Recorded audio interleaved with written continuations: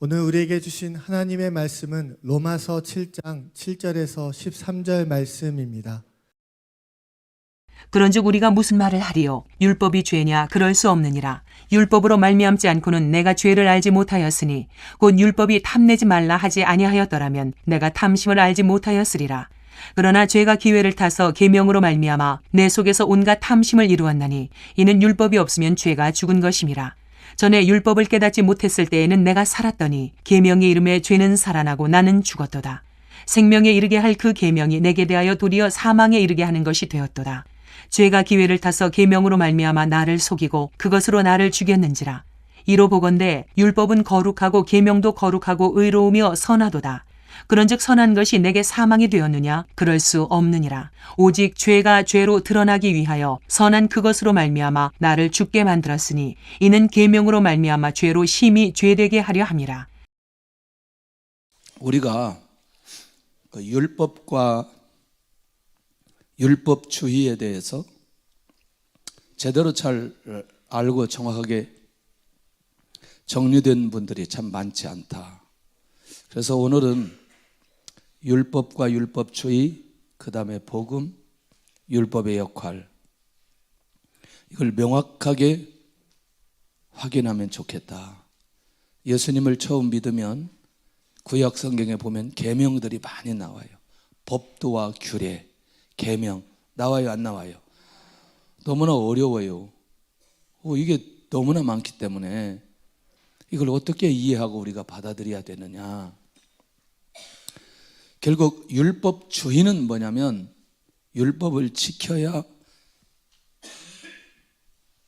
구원함을 받는다는 것이 율법주의입니다. 그리고 율법 자체로는 결국 하나님께서 우리에게 주신, 선민에게 주신 하나님의 계명입니다. 근데 그 계명이 어떤 의미가 있느냐라고 하는 걸 오늘 얘기하려고 해요.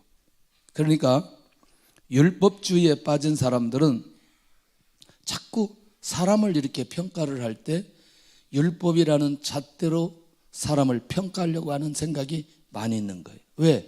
그 사람 안에는 뭐가 있으니? 아니, 율법주의가 있으니까, 율법을 지켜야 구원받는다는 사고가 있으니까 당연히 율법을 지켜야 된다는, 율법을 지켜야 되는 게 맞잖아요. 그런데 율법을 다 지킬 수 있다, 없다? 없다. 그러니까 지킬 수 없는 그것을 율법이라고 하는 잣대로 그 사람을 올가 묶어버릴 수 있다는 거죠. 그러니까 율법주의가 굉장히 위험하다는 거죠. 아마 오늘 그거를 율법에 선한 것, 제목 자체가 그렇게 출발하는데 전혀 새로운 게 아니고 지금까지 했던 내용들을 명확하게 정리할 것이니 아마 이 정리가 우리 안에 잘 된 분들은 율법에 대한 이해가 다른 사람보다 훨씬 더 깊어질 것입니다. 할렐루야. 그래서 사도 바울은 율법에 대해 전문가다, 전문가 아니다? 전문가다. 예. 그리고 복음에 대해서도 바울이 전문가다, 전문가 아니다? 전문가다. 그러니까 율법과 복음에 대해서 바울만큼 정확하게 설명하고 이해시킬 사람이 없는 거예요. 그런데 오늘 이 율법을 제대로 알면 마지막 네 번째 어떤 일이 벌어지는지를 오늘 마지막 가서 결론을 봐야 될 필요가 있다는 거죠. 어느 한 해에 영국 BBC 방송국에서 20세기 최고의 인간 승리자 피터 헐이라는 사람을 선정하게 됩니다. 이 사람은 태어날 때부터 팔과 다리가 없는 아이였습니다. 근데 이 사람이 수영선수였어요. 자, 과정을 좀 살펴볼 필요가 있어요. 초등학교를 가려고 하니까 그 학교 선생님이 학교 오는 걸 말리는 거예요. 왜냐하면 주변의 학부형들이 이 아이가 학교 다니는 걸 같이 학교 다니는 걸 굉장히 힘들어한다. 그러니 우리 학교 오지 않았으면 좋겠다. 선생님이 이렇게 말할 정도로 이 아이가 학교 다니기가 매우 쉽지 않았습니다. 그런데 그 어머니는 그를 어디든지 데리고 다니기 시작합니다. 여행을 가든 파티에 가든 식사 자리에 가든 어떤 모임에 가든 이 아이를 꼭 데리고 가는 거예요. 그런데 데리고 다니면서 매일 그의 귀에다가 하는 말이 있어요. 너는 건강한 사람보다 장점이 많다. 이 얘기를 계속해서 해주는 거예요.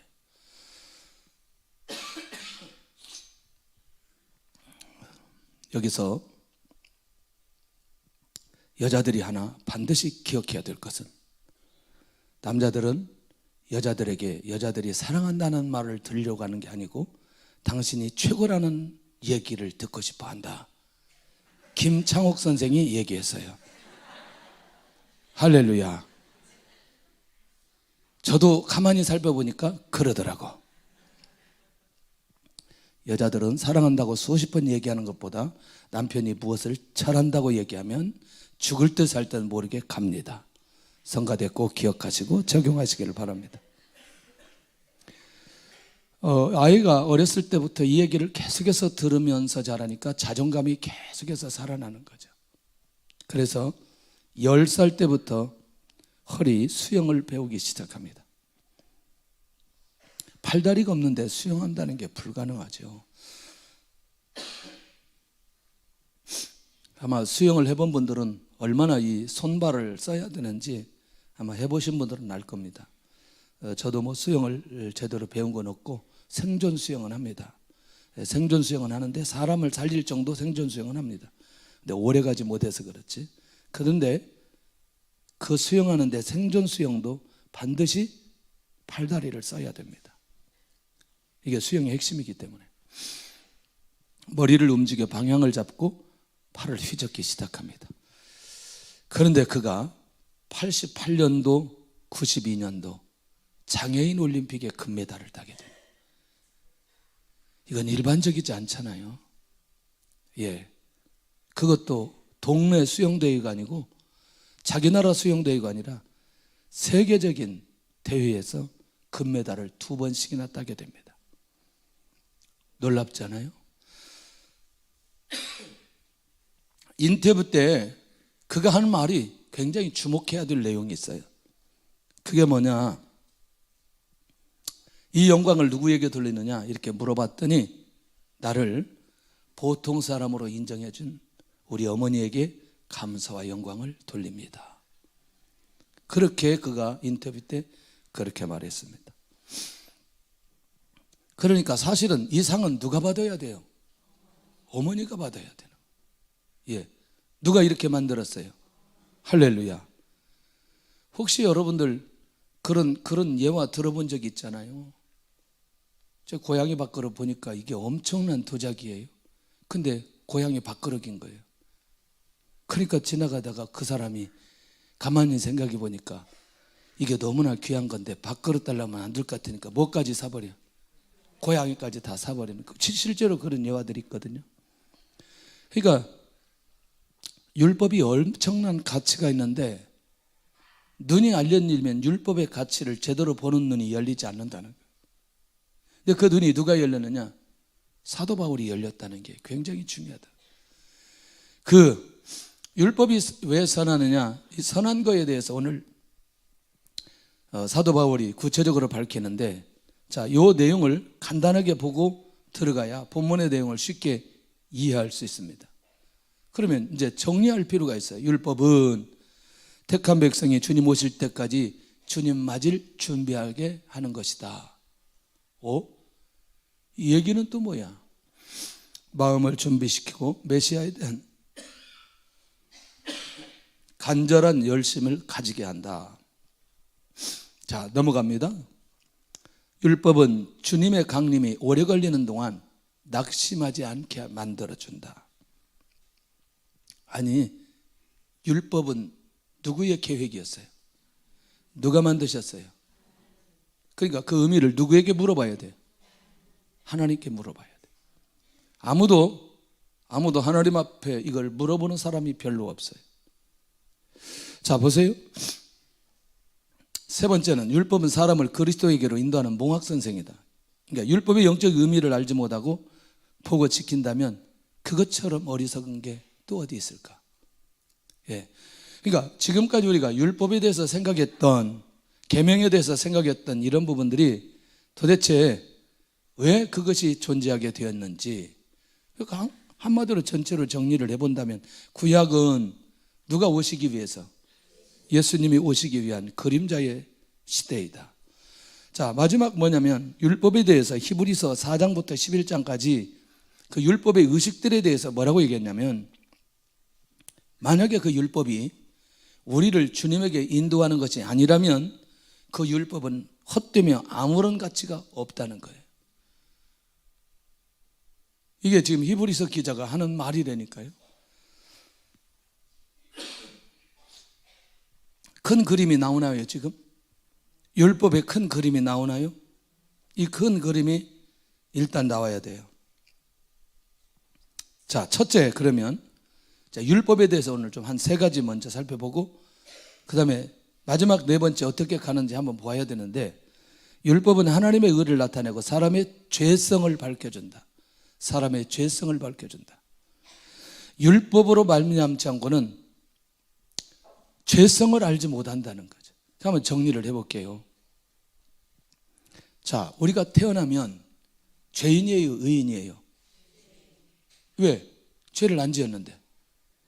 결국 아담의 죄가 원죄가 그대로 흘러 내려왔다는 사실을 우리 모두 다 그렇게 인정하고 실제로 그렇게 인정하게 됩니다.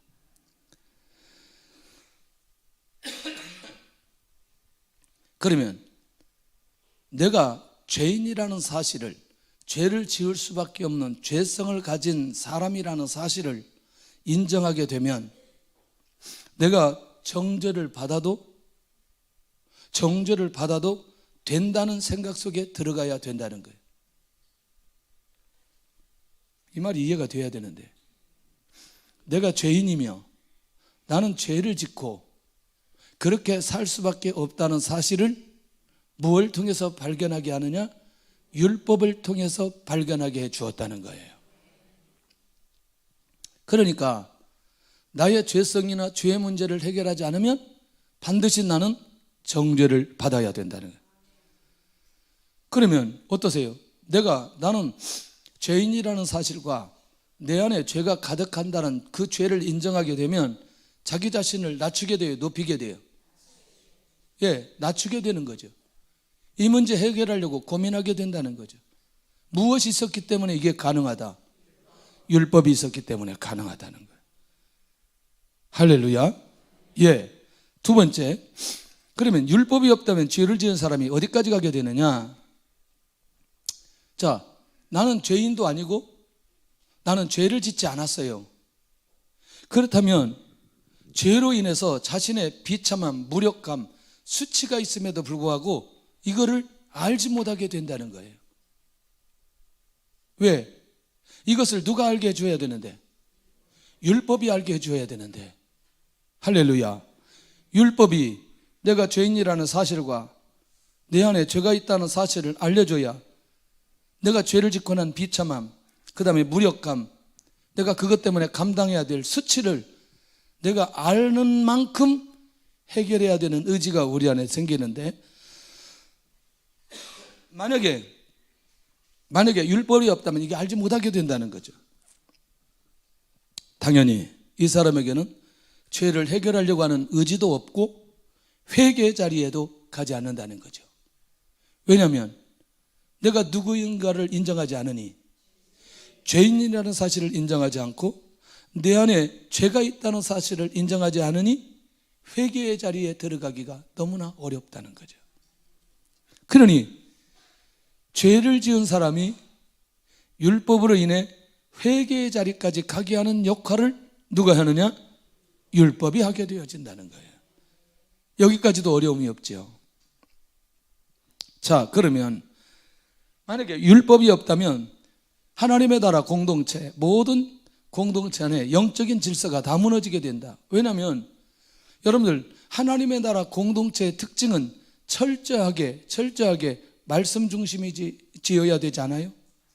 그 다음에 죄를 지은 사람이 있으면 하나님 앞에 죄를 고백하고 영적인 거룩함, 순결을 회복해야 결국 그 공동체가 하나님이 원하시는 공동체로 갈 수 있는 거 아니겠어요? 그런데 죄를 지은 사람이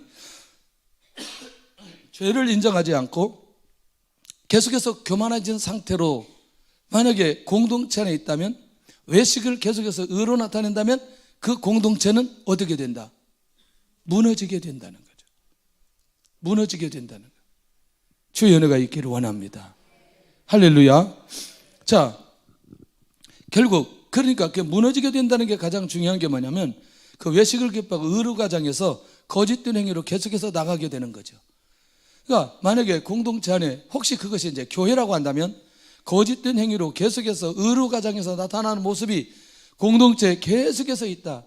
그러면 이건 영적인 질서가 다 무너져 버리고, 하나님의 말씀의 권위와 하나님의 절대 주권과 하나님께서 세우신 모든 교회 질서가 한순간에 다 무너질 수 있다는 거죠. 무엇이 없다면? 율법이 없다면. 할렐루야. 그러니 가장 첫째는 그렇게 죄를 지을 수 있는 죄성이 끊임없이 내 안에 있다는 사실을 밝혀주고 있다는 사실을 놓치지 않아야 된다는데, 네 번째는 뭐냐면, 율법이라는 것은 자기를 보게 하는 거울과 같다는 거예요. 율법 앞에, 그 율법이라는 말씀 앞에 내가 서 있으면 자신이 거룩과 얼마나 멀리 있으며 영적인 순결한 상태인지 아닌지를 그 율법을 통해서, 그 말씀을 통해서 자기를 돌아볼 수 있다는 거죠. 그런데 만약에 그 거울을 보는 순간에 무수한 악행들로 내가 가득 차 있다고 그것을 자기 안에를 볼 수 있는 눈이 열려졌다면, 결국에는 정상적인 그리스도인이라면 그 문제 해결하려고 애통하게 될 것이라는 거예요. 근데 마지막에 나오니까, 근데 그 율법 앞에 자기 자신이 보여졌다는 건 이미 율법의 가치와 율법의 능력을 이 사람은 확인하게 되는 것이라는 거예요. 에레미야 시대에 제일 큰 위기가 뭐였냐면, 회개하라고 하는데 하나님이 죄를 지적하는데 그에게 들어요, 안 들어요? 안 듣습니다. 안 들어요. 그러니까 영적인 하나님의 나라, 영적인 공동체, 유다 백성들이 공동체가 세워져요, 궁극적으로 무너져요? 무너지게 되는 거예요. 하나님이 이미 계명을 통해서 주셨던 것도 믿지 않고, 그리고 지금의 시대에 하나님이 말씀해 주신 것도 듣지 않으니, 아니 지금 자기들이 그 율법을 통해서 자기들을 볼 수 없으니까 하나님께서 직접 말씀해 주셨어요. 지금 우상 숭배하고 지금 돌아와 회개하지 않으면 하나님께서 징계하신다. 우상 숭배로 가득한 죄악들이 유다 백성들 전체 삶이다 라는 걸 하나님이 직접 에레미야를 통해서 말씀해 주셔요. 안 들어요. 그러니까 이렇게 명확하게 볼 수 있는 걸 보여줘도 보지 않고, 들어도 듣지 않으면 결국에는 영적으로 무너지게 되는. 그러나 정상적인 사람은 그 말씀 앞에 자기를 보는 순간에 어떤 일이 벌어지느냐, 아, 내가 이런 죄를 지었구나, 아, 이거는 원치 않지 하나님께서 바로 해결해야 되지 라고 하는 부분들. 이제 조금 이따 이제 두 번째가 보면 그 구체적으로 예를 들어서 이제 설명을 합니다. 이 부분에 대해서. 그래서 여러분들 말씀이 들려야 된다는 게 다른 게 아닙니다.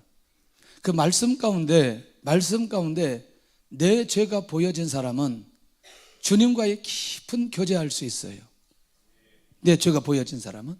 왜냐하면 내 힘으로 해결할 수 없으니까 반드시 주님 앞에 가야 되고, 그리고 그 죄가 보여진 사람은 항상 하나님과 소통의 관계를 절대로 무너뜨리지 않으려고 애를 씁니다. 거룩을 유지하려고 굉장히 애를 써요. 왜냐하면 그 말씀 앞에서 자기 자신을 끊임없이 보게 되어지니까. 할렐루야. 근데 우리가 이 비밀을 모르면 이 율법이라는 걸 가지고 저 사람한테 잣대로 되는 거예요. 이걸 누구한테 돼야 되는데? 나에게 지금 나를 비춰보는 거울로 사용해야 되는데 저 사람을 지금 가늠하는 잣대로 계속해서 사용하니 내 안에 무엇만 살아나고 정죄만 살아나고, 그러니까 내 안에 용서와 사랑이 없어지기 시작하고 분노만 일어나기 시작한다는 거죠. 할렐루야. 이 율법을 이렇게 사용하라고 단 한 번도 얘기한 적이 없어요, 하나님께서. 내가 그것을 지키고 하나님의 백성으로 살도록 우리의 자신들을 보게 만들어 주시기 위해서 이 율법이라는 걸 허락해 주셨다는 거죠. 할렐루야. 자, 보세요. 이제 내가 이제 죄성을 가진 인간이라는 걸 율법이 이제 보여주고요. 두 번째는 율법은 사람이 죄인임을 인정하게 하는데, 그러니까 죄인임을 인정해 준다는 것도 중요하지만 내 안에 있는 구체적인 죄를 보게 만든다. 죄인도 죄인, 죄성도 보게 하고 죄인임을 인정하게 하고 죄도 보게 하고, 이게 사실은 핵심입니다. 첫 번째, 두 번째가 나는 죄를 지을 수밖에 없는 죄성을 가진 사람이다. 그리고 이 율법은 언제든지 나의 무엇을 보게 한다? 죄를 보게 한다. 그러니 나는 언제나 하나님 앞에 어떤 모습으로 서 있어야 된다? 죄인으로 서 있어야 된다. 그러나 우리는 궁극적으로 예수님을 믿음으로 말미암아 우리는 그 죄의 문제가 해결이 되었다는 거죠. 그러니까 그 전에 내가 죄인임을 인정했기 때문에 내가 예수님을 믿고 그 죄의 문제가 해결되었잖아요. 이해되시잖아요, 이 과정을. 자, 그러면 우리가 이해를 못할까 봐 바울이 한 예를 들었어요. 율법에 탐내지 말라 하였던 말씀으로 죄를 인정하게 한다. 이게 무슨 얘기냐? 탐심은 겉으로 드러나지 않는 겁니다. 자, 우리 안에 마음속에 있는 거예요. 여기 이제 우리 성가대가 탐심이 있어요. 탐심이 있는데 이런 얼굴로는 그 안에 탐심이 있는지 없는지 알 수가 없어요. 왜? 이게 마음속에 있기 때문에. 그렇죠? 그런데 내가 율법을 보는 순간에 탐내지 말아라. 이 탐내는 건 하나님께서 원하지 않고 이것은 죄다라는 사실을 내가 받아들이는 순간에 내 안에 탐심이 죄라는 사실을 인정하게 된다는 거죠. 근데 이게 겉으로 나타나지 않았어요. 누구한테 얘기도 안 했어요. 이렇게 교묘하게 숨어있는 죄의 속성들을 결국 인정하게 만들어준다는 거예요. 무엇을 통해서? 율법을 통해서. 할렐루야. 그러니까 탐욕은 사람의 눈을 속이기에 너무나 쉬워요. 그냥 다 거룩하게 할렐루야, 나는 마음을 비우고 나는 마음이 가난한 사람이야. 근데 속에는 뭐죠? 탐심이 가득하다는. 그런데 아무리 겉으로 그렇게 말해도 율법 앞에, 말씀 앞에 섰을 때 자기는 할 수 있는 것 아니겠냐는 거죠. 그래서 이 율법의 역할 중에 그 사람이 가지고 있는 뭐를 인정하게 만드느냐? 죄를 인정하게 만들어준다는 거예요. 선한 거예요, 나쁜 거예요? 선한 거죠. 선한 거죠. 할렐루야. 그런데 한 가지, 두 번째 가서는 율법은 절대로 뭘 해결하지 못하느냐? 죄를 해결하지 못하고 죄에 대한 결과가 있다는 걸 또 알려줍니다, 율법은. 예. 자, 탐심을 죄라고 정해놓지 않으면 탐심의 죄를 해결하려고 하지 않는다. 이 말이 무슨 말이냐면, 탐심이 죄라고 정리해 놓았기 때문에, 죄라고 정확하게 말씀하셨기 때문에 내가 탐심의 문제를 해결하려고 하나님 앞에 나가 탐심의 죄를 놓고 애통하게 된다는 거죠. 그런데 그 율법은 탐심의 죄를 해결한다, 해결하지 못한다? 해결하지 못한다. 그리고 이 율법은 죄에 대한 결과가 분명하게 있다는 사실을 이 율법을 통해 알려주고 있다는 거죠. 결국 뭐예요? 죄를 해결하지 못하면 결국 죄에 의해서 어떻게 된다? 멸망하게 된다는 거예요. 이제 이해가 되나요? 그러면 율법이 악한 거예요, 선한 거예요? 선한 거죠. 왜? 내 죄를 깨닫게 만들고 그 죄의 문제를 해결하려고 의지적 결단을 하게 만들어주는 게 얼마나 귀한 일인지 모른다는 거예요. 자, 조금 더 가볼게요. 세 번째, 율법은 죄를 지은 사람을 고발하고 고소하게 돼요. 죄로 묶어 놓아 버린다는 거예요. 어우, 충격적이에요, 이거는. 자, 율법은 우리가 이제 율법을 범했어요. 죄를 해결하지 못하면 죄 때문에 복으로 주어진 율법이 결국 사람을 사망에 이르도록 가게 만든다는 거죠. 자, 내가 죄를 지으면 누가 고발을 해요? 율법이 고발하죠. 율법이. 아니, 율법이 죄라고 정리했으니까. 그렇죠. 누가 나를 죄인이라고 얘기해요? 율법이 죄인이라고 얘기한다고요. 이해되시잖아요. 예. 그런데 하나님께서 율법을 주실 때는 우리를 죽이려고 주셨어요? 살리려고 주셨어요? 할렐루야. 이걸 이방인들에게 주셨어요? 선민들에게 주셨어요? 선민에게 주셨어요. 아까 처음에 얘기했죠. 이 율법이 누구에게 이르게 하지 않는 한, 아니, 그리스도에게 복음으로, 그러니까 복음과 율법에 대해서 이 율법이 복음에 이르게 하지 않는 한 그 율법은 가치가 없다는 거죠. 그러니까 내가 율법을 범하고 죄를 짓고 죄 때문에 내가 고민하고 해결하지 못할 때 반드시 가야 될 분이 있다는 거예요. 누구한테 가야 돼요? 예수님에게 가야 된다는. 다시 이 말이 얼마나 중요하냐면 크고 작은 일들에 대해서 내 안에서 이게 죄라는 사실이 인정될 때에 회개의 자리에 가게 되는 거예요. 이게 제일 중요한 거예요. 이제 가기 때문에 이걸 좀 더 살펴볼 필요가 있어요. 그러니까 율법은 내가 죄인임을 인정하게 되므로 하나님의 의가 나를 통해서 드러나게 해주는 거예요. 왜냐하면 내가 죄인이고 내 안에 뭐가 있다는 사실을 인정하게 만들어요. 죄가 있다는 사실을 누가 그렇게 자꾸 몰아가요? 율법이 그렇게 몰아간다니까요. 그러니까 하나님의 의가 나타나야 되는데, 하나님의 의가 나타나는 것은 이 죄인은 죄의 문제를 해결해야 되고, 그 문제를 해결하지 않으면 사망에 이르기 때문에 사망에 이르는 사람을 살릴 수 있는 길이 하나님에게 있다는 사실을 우리에게 보여준다는 거예요. 하나님의 의를 이루는 게 뭐냐? 사람이 가지고 있는 죄 문제 해결해 주고 사망에 이르지 않고 생명에 이르도록 만들어 주시는 게 하나님의 의가 나타나게 만드는 거예요. 선한 거예요, 악한 거예요? 우리 죄를 날마다 보는 게, 우리 죄를 고백하는 게 얼마나 귀한 일인지 모른다는 거예요. 말할 수 없는 하나님의 은혜 속에 들어가게 되어지는 걸 보게 된다는 거예요. 살다 보니까 저 같은 경우는 겉으로 드러나지 않는 분노가 있어요. 분노가. 뭐야, 조금만 저기 하면 이제 왜 저러나. 그 다음에 이제 차 타고 갈 때 또 이렇게 좀 약간 들어가면 막 뒤에서 빵 하고 있어요. 그럼 어제까지 저렇게 늦게 가면서 빵이나 하고. 그때도 어디 가는데 막 그냥 어디서 막 길게 막 소리가 나. 우리 앞에 가는데 뒤쪽에서 같은 차 소리예요. 저 사람이 오늘 약을 잘못 먹었나. 막 이제 누가 옆에 있을 때는 그렇게 얘기라도 하지만 혼자 갈 때는 막 여러 생각들이 막 왔다 갔다 해요. 그러다가 하나님 죄송합니다. 제가 지금 목사인들 모르고 내가 그리스도인들 모르고 제가 그랬는데 용서해 주세요. 저 사람이 내가 목사인 걸 모르게 해주세요.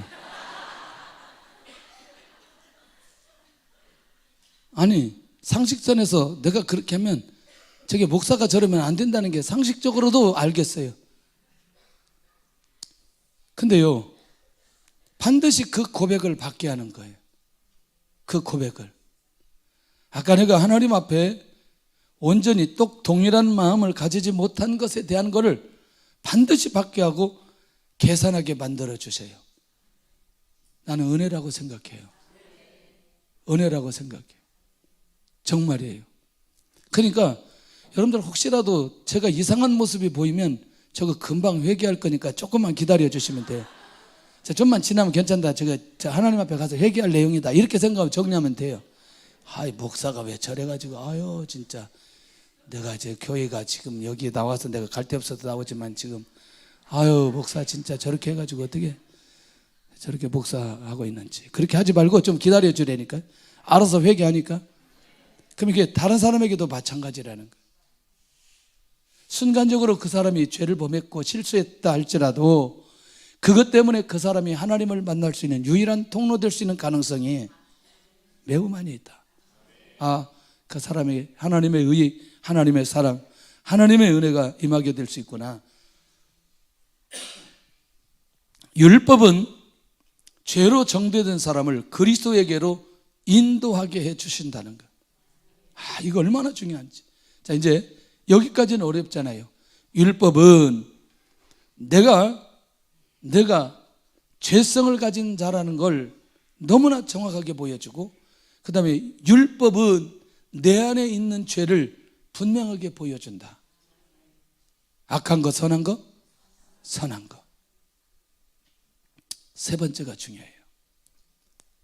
율법은 심판을 알려주어 형벌에 대한 두려움을 가지게 만들어요. 이제는 한 걸음 더 나가는 거예요. 아까 얘기했죠. 율법을 알지 못했을 때는 자신이 살게 된다고 얘기했어요. 그런데 갑자기 그게 죄가 율법을 타고 가만히 들어오자마자 세상에 죄가 살아나기 시작하고 죄가 왕이 되기 시작하고, 죄가 살아나고 죄가 왕이 되는 순간부터 죄에 대한 두려움을 이르게 만든다는. 왜? 그걸 누가 죄라고 얘기했으니, 율법이 죄라고 얘기했으니, 죄에 대한 결과는 뭔데? 사망인데. 그래서 율법이 내가 죄인이라는 사실과 죄라는 사실을 자꾸 지적하면 지적할수록 죄에 대한 두려움 속에 이르게 된다는 거죠. 혹시 말씀대로 순종하기 위해서 믿음의 삶을 살기 위한 것 중에 내 스스로 내 삶을 억제하면서 가는 사람과, 죄를 지으면 하나님이 심판한다는 생각 속에서 죄를 짓지 않은 사람과, 어떠세요? 두 가지 다, 하나는 성령의 인도 따라 죄를 짓지 않고, 하나님은 두려워서, 한 사람은 두려워서 죄를 짓지 않는 것과, 이것도 굉장한 역할 아니겠나. 여러분들, 우리는 보편적으로 죄를 지으면 아무런 일이 없다고 생각하는 사람이 없다고 생각해요. 죄를 지으면 반드시 죄에 대한 결과가 있다고 생각합니다. 그 두려움이 있기 때문에 죄를 짓고 싶어도 죄를 짓지 않는 거죠. 맞아요? 그런데 영적으로 성숙하면 조금 있다 이제 그게 나와요. 내가 성령의 인도받으면 율법의 요구를 이룬다, 그 말이 나와요. 근데 그러기 전까지는 여러분들 두려움 속에 있을 때에 죄를 짓지 않을 수 있는 힘도 생기게 된다는 거예요. 그 역할을 누가 해주니? 율법이 해주니. 할렐루야. 자, 이런 경우들을 우리가 많이 정리해 볼 수 있습니다. 우리가 살면서. 그러면 율법에 대한 내용을 알기 시작하면 결과에 대한 것도 알게 된다. 그러니까 여러분들, 율법을 아는 자는 함부로 행동하지 않고 함부로 죄를 짓지 않고 자제하게 하는 역할을 하게 한다. 와, 이 말이 이제 굉장히 중요합니다. 성령께서 역사하시기 전이라도 율법 아래 있을 때 자신을 복종하게 된다는 거죠. 이게 무슨 말이냐면, 내가 아직 성령의 사람이 아니에요. 성령으로 충만하지 않아요. 근데 나는 뭘 알고 있어요? 율법은 알고 있어요. 그러니까 율법을 알고 있는데 율법의 내용을 아는 만큼 내가 지켜야 된다는 의지도 내 안에 있어요. 그런데 내가 지키지 않을 때는 반드시 그 결과가 있다는 사실이, 두려움으로 가지고 있는 사람은 성령의 인도를 받지 않아도 형벌에 대한 두려움 때문에 율법을 어기지 않을 수 있다는 거예요. 할렐루야. 그런데 이런 거 있어요. 반복적인 죄를 지으면서 오늘 회개하면 된다는, 오늘 밤에 가서 회개하면 된다는. 예. 참 요즘에 조금 이따 가보면 더 가치관이 무너졌는데, 아니 오늘 가서 회개하면 된다는 거죠. 근데 여러분들 그거 아셔야 돼요. 반복적인 죄는요, 이거 안 된다는 거 기억하셔야 돼요. 왜냐? 회개는 지은 죄를 회개하지만 회개는 지금 짓는 죄를 끊어버리는 겁니다. 거기까지 가야 되는 겁니다. 할렐루야. 할렐루야. 너무나 좀 그렇게 해서 죄송하지만 옆집 아줌마를 계속 만나고 있어. 오늘도 만나고 내일도 만나고 앞집 총각을 계속해서 만나고 있어. 그런데 오늘 가서 만나고 아유 내가 회개하면 돼. 그리고 또 내일 또 가서 만나고 그럼 내가 회개하면 돼. 그리고 다음 날 또 가서 만나고. 이건 안 된다는 거죠. 왜냐면 이건 회개가 아니라는 거죠. 예. 그러니까 이거를 우리가 정확하게 이해하고 정리해야 될 필요가 있다는 거죠. 자, 보세요. 율법은 자기의 정욕대로 살고자 하는 의지를 꺾게 만들어준다는 거예요. 왜? 법은 누구를 위해서 세웠다고 디모데전서에 바울이 말했나 봤더니 법은 옳은 사람을 위하여 세운 것이 아니고 불법한 자를 위해서 허락하셨다는 거예요. 법은. 자, 전체 한번 봐야 돼요. 자, 한번 보세요. 시작. 법은 옳은 사람을 위하여 세운 것이 아니요 오직 불법한 자와 복종치 아니하는 자며 경건치 아니한 자와 죄인이며 거룩하지 아니한 자와 망령된 자며 아비를 치는 자와 어미를 치는 자며 살인하는 자며 음행하는 자며 남색하는 자며 사람을 탈취하는 자며 거짓말하는 자며 거짓 맹세하는 자와 기타 바른 교훈을 거스는 자를 위함이니. 어떠세요? 어떠세요? 만약에 이걸 구약시대에 얘기했다면 완전한 율법이라고 말하지만 이거 누구 얘기한 거 이게 지금? 바울이 디모데에게 얘기한 거 아니에요?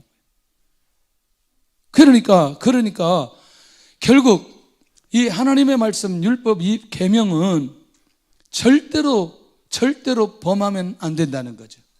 범하면 반드시 뭐가 따라오니? 형벌이 따라오기 때문에 형벌이 따라온다는 사실을 분명하게 인지해야 누구에게로 가느냐? 주님에게로 갈 수 있다는 거예요. 근데 인식이 얼마나 중요하냐면 이게 지금 남색하는 게 동성연애인데 이거를 법으로 제정해서 이들의 인권을 보호하겠다. 이걸 법적으로 제정하려고 하는데 여러분들 세상법이 아무리 그래도 하나님의 말씀이 아니면 아닌 거죠. 이해되나요? 그러면 우리가 그 공산주의 또는 저쪽에 중동에 가서 보면 이제 전부 다 복음 증거하는 게 불법이거든요. 그러면 그 나라 법을 지키기 위해서 복음 전하지 않으면 우리는 누구의 말씀에 순종할 수가 없어요. 하나님의 말씀에 순종할 수 없어요. 그러니까 우리의 기본 모법은 하나님의 말씀이 우리의 모법인 걸 우리가 잊지 않아야 된다는 거예요. 그 원칙에 의해서 살아가야 될 필요가 있다는 거예요. 이런 얘기들이 우리 안에서 들려지게 될 때에 죄에 대해서 민감하게 되고 그리고 죄 문제를 해결하려고 주님 앞에 씨름하며 나아가게 된다는 거예요. 이제 마지막 가서 이제 이걸 더 정리를 하면 좋겠다. 율법은 이렇게 자기 정욕대로 살기를 원하는 자들을 억제시키게 만들어준다는 거예요. 그러나 이것도 완벽한 거다? 완벽한 게 아니다. 완벽한 건 아니라는 거예요. 자, 드디어 조금 더 보고 결국 율법은 죄로 심히 죄되게 만들어 죽게 만들어 버리기 때문에 결국 두려움을 가지게 만든다. 자, 선한 그것으로 말미암아 나를 죽게 만들었으니 이는 계명으로 말미암아 죄로 심히 죄되게 하려 함이라. 지금 이제 사도 바울이 고백한 그거예요. 선한 그것으로 말미암아 나를 죽게 만들었으니 이는 계명으로 말미암아 죄로 심히 죄되게 하려 함이라. 무엇이? 율법이. 이게 이제 바울의 얘기거든요. 자, 보세요. 마지막 이게 이제 너무나 중요한 거죠. 율법은 복음을 강력하게 초청하고 그리스도에게로 우리를 이끌어준다는 거예요. 자, 다시 복음으로 인해 율법의 요구와 저주를 종식하도록 초청을 하는데 6장 18절 19절 한번 보겠습니다. 6장 18절 19절 이게 이제 보여져야 됩니다. 시작. 죄로부터 해방되어 의에게 종이 되었습니다. 너희 육신이 연약함으로 내가 사람의 예대로 말하노니 전에 너희가 너희 지체를 부정과 불법에 내주어 불법에 이른 것 같이 이제는 너희 지체를 의에게 종으로 내주어 거룩함에 이르라. 아멘. 이제는 이 복음으로 우리에게 초청을 하고, 그리고 복음으로 내가 들어온 순간부터 율법의 종이 되었다가 죄의 종이 되었다가 해방이 되어 의의 종이 되게 만들어 주었다. 할렐루야. 예. 그리고 이제 내가 의의 종이 되어 거룩함에 이르는 삶으로 내 삶 자체를 격상시켜 주셨다. 그러니 이 모든 역할을 그동안 누가 그렇게 애쓰면서 했어요? 율법이 했죠. 율법이. 죄라고 인정했기 때문에 내가 죄 문제를 해결하기 위해서 주님을 찾고 주님을 믿고 주님을 의지하고, 왜? 죄 문제는 예수 그리스도를 나의 구주로 믿는 사람, 그 믿음이라는 게 다른 믿음이 아니고 이 죄를 내가 짊어져야 되는데 주님이 짊어졌다는 사실을 믿는 믿음이, 그게 믿음이라는 거예요. 그런데 그분이 죽으시고 사흘 만에 살아났다는 사실, 이 믿음의 구체적인 거를 우리가 인지하게 될 때에 거룩함에 이르도록 하는 삶은 당연히 그렇게 살 수 있게 된다는 거예요. 믿음이 다른 게 아니라니까요. 내가 죄에 대한 죄값을 지불해야 되는데 주님이 지불하기 위해서 죽으셨다는 거예요. 죽으셨다는 사실을 믿는 게 믿음이 되니까요. 그 사람 구원받는 거예요. 그 사람 죄 문제 해결되는 거예요. 그러니까 일단은 이 사람은 뭐로부터 자유하게 되어져요? 죄로부터 자유하게 되어져요. 뭐로부터 자유하게 돼요? 율법으로부터 자유하게 되어져요. 뭐로부터 자유하게 돼요? 사망으로부터 자유하게 되어지는 거죠. 누구를 통해서? 예수님을 통해서. 근데 율법이 내게 만약에 그걸 죄라고 인정하지 않았다면, 죄의 결과가 사망이라는 사실을 알려주지 않았다면 내가 예수님을 믿어야 될 궁극적 이유가 없다는 거죠. 그러니 내가 예수님을 믿었다는 건 내가 의의 종이 되어 거룩함에 이르도록 하게 하는 기가 막히는 지름길을 나에게 열어주었다. 무엇이? 율법이. 악한 거, 선한 거? 선한 거. 그 다음에 이제 두 번째는 율법은 복음으로 인해 율법을 완성시켜 주셨다는 거예요. 주님께서 두 계명이라고 했어요. 첫째는 하나님을 사랑하는 것과 둘째는 내 이웃을 내 몸같이 사랑하라고 얘기했습니다. 결국 율법의 완성은 결국 뭐다? 사랑이다. 이걸 로마서 13장 10절에 기록했거든요. 그래서 여기 보세요. 시작. 사랑은 이웃에게 악을 행하지 아니하나니 그러므로 사랑은 율법의, 할렐루야. 그러면 이웃에게 악을 행치 않은 사람은 그 안에 뭐가 있으면? 아니지, 사랑이지. 이제 그만 율법에서 넘어가야지. 계속해서 율법에만 머물러 있지 말고 어디로 넘어가야 돼요? 사랑으로 넘어가야 돼요. 근데 그 사랑은 나의 죄의 문제가 해결된 사람만이 경험할 수 있는 사랑. 할렐루야. 이건 너무나 중요하다는 거죠. 그러니까 하나님의 사랑을, 주님의 사랑을 경험한 사람은 결국 내 이웃을 내 몸같이 사랑할 수 있는 영적인 힘이 나오게 되어지는데, 결국 이 사랑이 율법의 완성이라는 거죠. 그건 복음으로 인해 이게 이루어질 수 있다는 사실을 말씀하고 있다는 거죠. 세 번째가 이제 너무나 충격적이죠. 율법은 생명의 법과 성령의 법을 초청하게 만든다. 와, 8장 2절 한번 보세요. 8장 2절 뭐라고 얘기하는지 시작. 이는 그리스도 예수 안에 있는 생명의 성령의 법이 죄와 사망의 법에서 너를 해방하였습니다. 할렐루야.